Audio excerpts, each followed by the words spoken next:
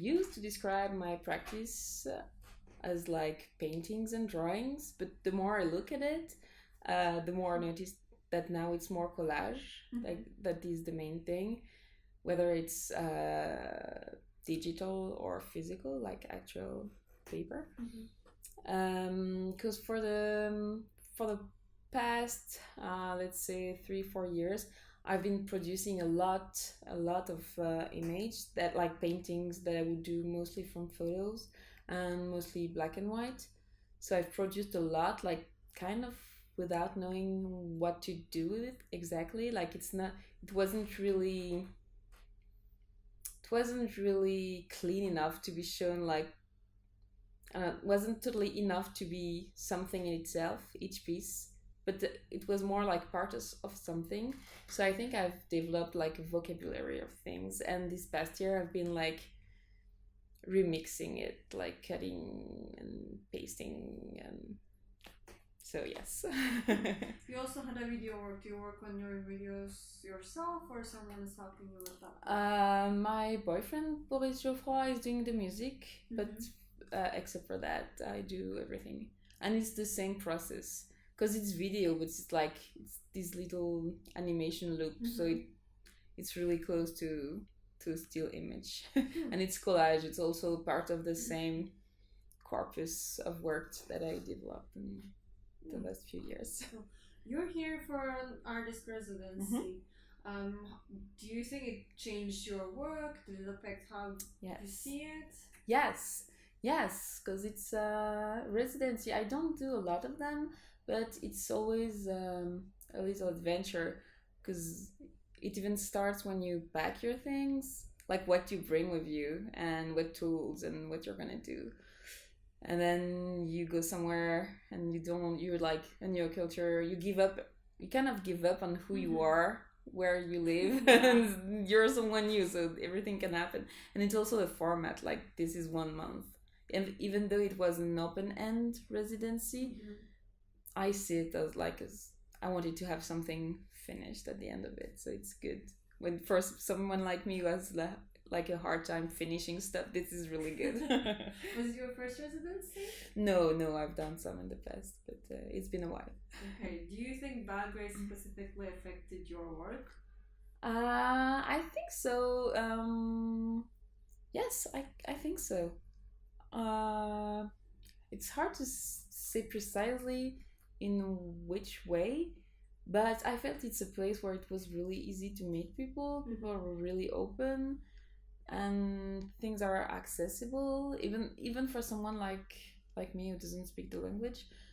So I think it's affected in some ways that I cannot really describe. I cannot really say this is an influence from here, but this work is a little bit different from what I do usually, so it has. I understand that it's quite similar for me. I found the people here quite open. When you introduce yourself, they're really open, welcoming, and they want to hear your idea. Yeah, it's true.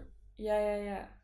And I think that gives you a lot more chance to do something new with your practice. True, it's true. Yeah, it makes you confident to have people to be that welcoming. Exactly. Like quite supportive in that. Yeah. So you're leaving this week. Yes. How do you feel to go? Like, do you want to go back? Do you have a studio back home? I work at home. I mean, I'm sad to leave, but I will also be happy to go back to what I do there. I also have a job working with kids that I have in France that I like a lot, and it's like a source of inspiration from my practice, kind of. Really? So yeah, because like kids are really intuitive and very, I don't know, they have like a really easy approach to art. So this is like good to me to stay in touch with that. So I'm gonna be happy to do that, and I don't know. Yeah. So you work as an art teacher? Yeah, you could say. It's more like I do little workshops here and there. But is it like just for your practice, or do you teach them something else as well? No, mostly everything around image. I would say. So it's a bit wider than what I do. But Okay. Okay, and it's interesting to hear that actually, because we really mostly used to seeing this like classical workshop setup, and I saw your work, and my mind, like, it's interesting to imagine how it would reflect to a workshop. Yeah, yeah. But sometimes I like take inspiration from my work and try to bring that to the kids, but sometimes I don't prepare too much, and we'll see what happens, and end up bringing something back home from what we did. So yeah, it's really an exchange. Cool, cool. So how did you start making art? It's a very classical thing. I just studied. I went to art school when I was 18. I don't know. Yeah, that's and then. How did you know in that case that you needed to go to art school? I had a big sister who went to art school. I think that was the big influence.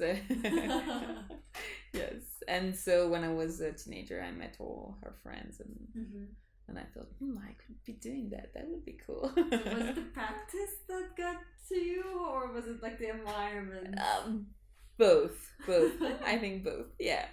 It seemed really attractive to me, like the environment. But did you do it before, like when I would draw all the time. Like in class, I would just draw all the time. Because for me, it's quite interesting to know what takes a person to study art, what makes you study art. I feel like there is like a breaking point at one point of your life. At least that's how I imagine. I didn't study art, so it's strange to know what you want to do, what you want to study, because it's a really early age, and art is very specific. It could be really broad in your practice, but when you choose art, you actually like a lot of other practices as well. Yeah, true. So for me, it was always interesting to know like what made you study art. Like, a lot of people do study something else, and it's their passion from childhood, and then they pursue art. Right. I think it's I would not describe that as a passion, but it was just very obvious. I have 3 sisters, and we were always like very crafty and doing stuff and little zines and little, I don't know, making stuff. So yeah. When I like realized it would be a possibility to like for this to be the main thing in my life, I always knew I would never, like, I would not be rich. And I don't have a problem with that, so that's that's good. Right. What about the art life in Marseille? How is it? Is it open to new faces? Is it easy to survive? The good thing about Marseille is that it's cheap, so it's important for our artists to live in an affordable city. I mean, in my case, when I'm not like running after like making money with big galleries, it's hard for me to say. Marseille it's kind of a big city, so it has like lots of separated crew. So the music crew is different from the visual art crew, and this is something that I don't like too much. But so it's like takes a little bit of effort to travel these different things and meet new people. I think maybe it's not the easiest city to meet people. It was my experience, but I know that it's different from for other people. And right now, so many people are coming to Marseille from other cities in France. Yeah. But yeah, I know a couple of people went to art school in Marseille. yeah, I didn't study there. I studied in Toulouse, so this is why it's not that easy. It would have been easier for me, I think, to stay in Toulouse where you studied, because you have all these connections, and so yeah, but it's interesting. It's so much worth it to move somewhere else. Yeah. Even if it is back home. Yeah. I mean, yeah.